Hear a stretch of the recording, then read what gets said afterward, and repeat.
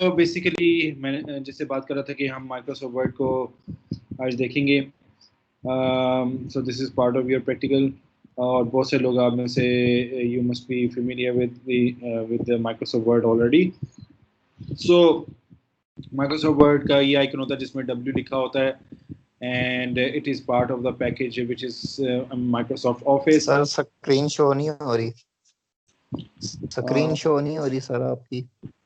क्या बाकियों को हो रही है कि किसी को भी नहीं हो रही? यस सर, हो रही है सर।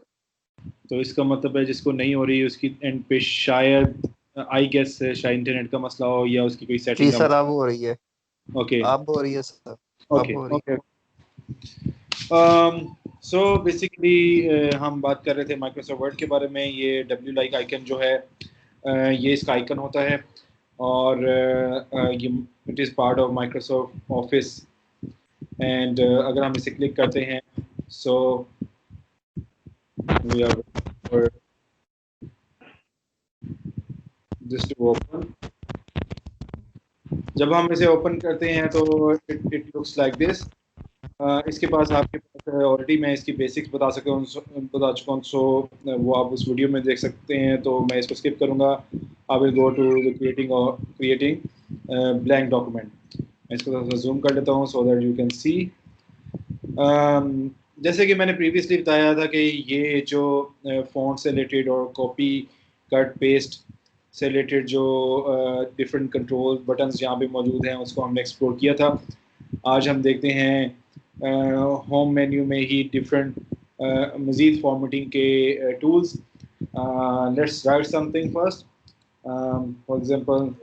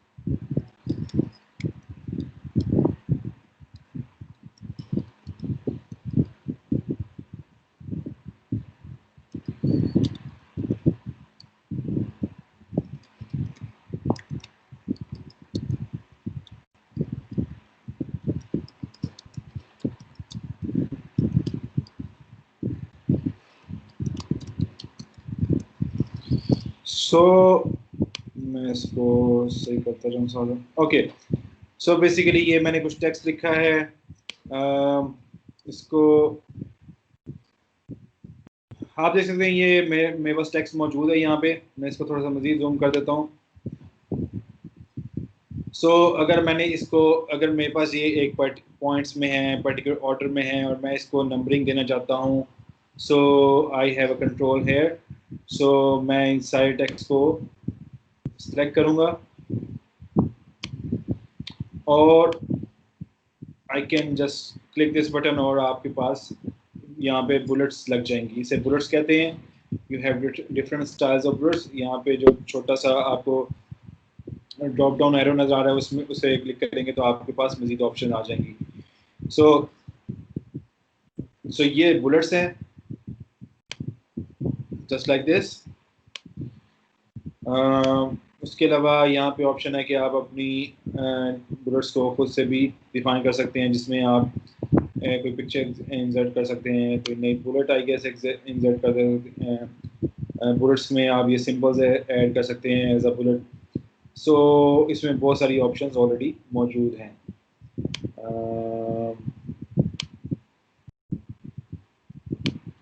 सो यू कैन सी अब ये सिंबल मेरी बुलेट बन गया।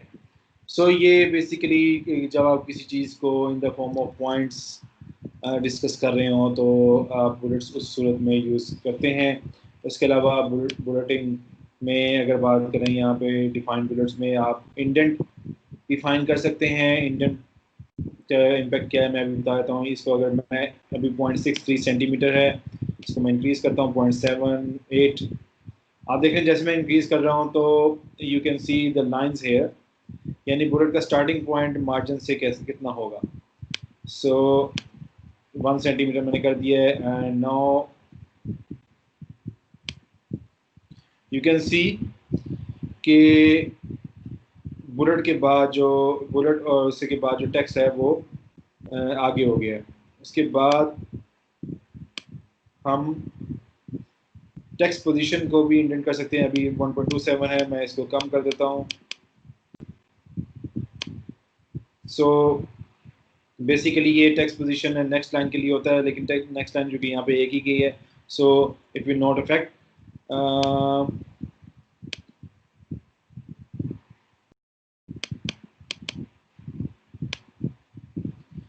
So you can see now.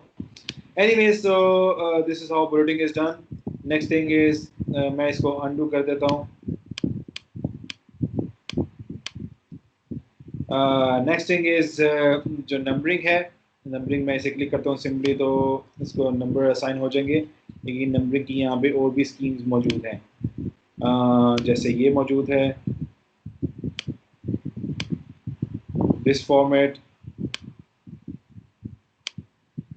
ABC की फॉर्मेट, अल्फ़ाबेटिक फॉर्मेट जिसे कहते हैं, and so on.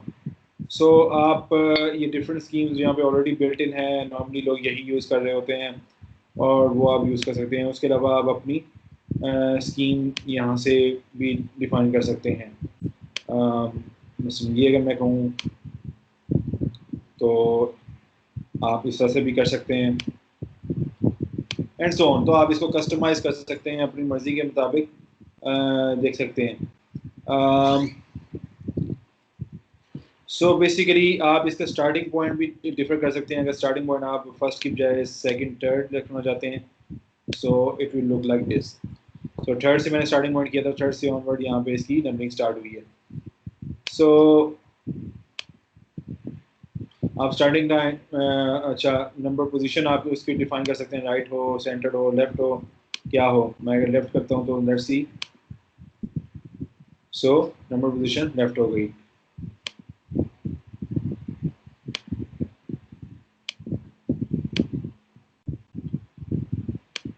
And so on. So that's how it goes.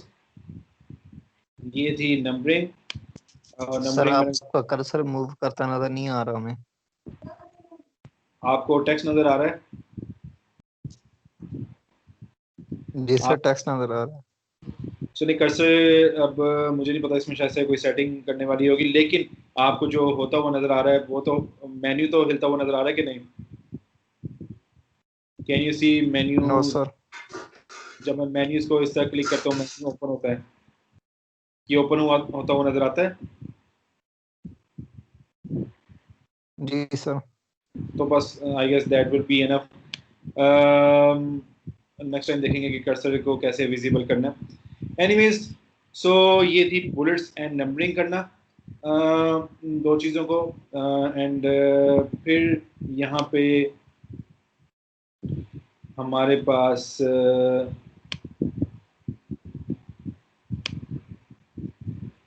List की सब लिस्ट बनाते हैं, लेकिन ये भी जो कि इस सिनेरियो में अवेलेबल नहीं है तो इसको हम अभी स्किप करते हैं।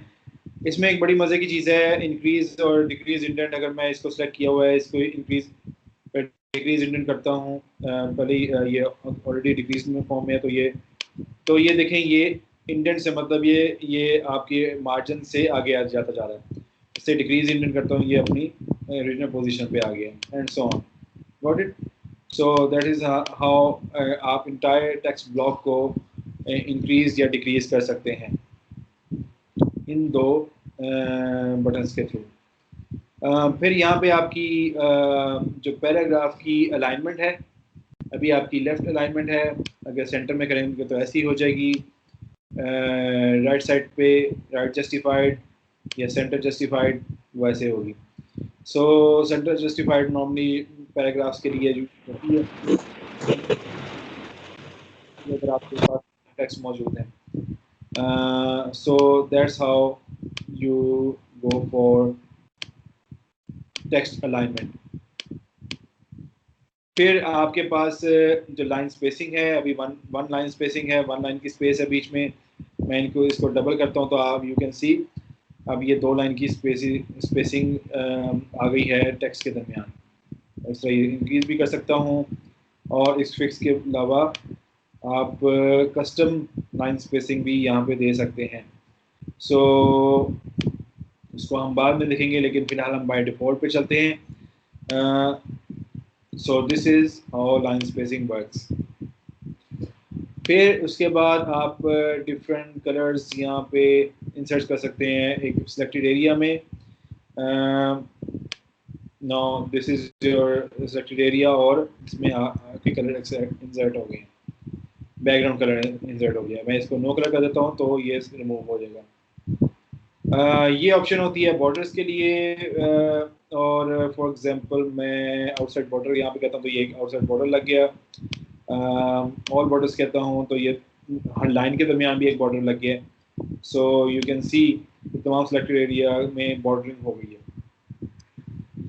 तो मैं इसको नो बॉर्डर करता हूँ and it will be deleted. इसके अलावा आप पर्टिकुलर सेट ऑफ बॉर्डर भी लगा सकते हैं, जैसा बॉटम बॉर्डर अकेला लगा सकते हैं, राइट बॉर्डर लगा सकते हैं, लेफ्ट बॉर्डर है एंड टॉप बॉर्डर है।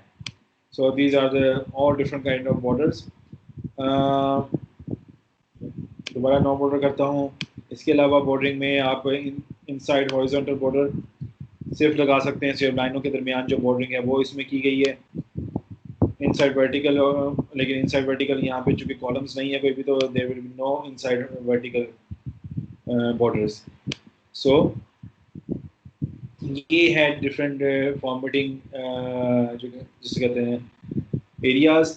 अच्छा, ये इसमें एक सॉर्ट की ऑप्शन है और नॉन वर्टिकल कैरेक्टर्स की है, लेकिन ये इधर एप्लीकेबल नहीं है क्योंकि न्यूमेरिकल डिजिट्स जो हैं वो सॉर्ट होते हैं, तो इसमें हम सॉर्टिंग नहीं कर सकते फिलहाल। बट अभी इतना ही रखते हैं। आप लोग इसको प्रैक्टिस करें, इससे रिलेटेड कोई इशू है तो यू कैन क्वेश्चन है तो यू कैन आस्क। जी।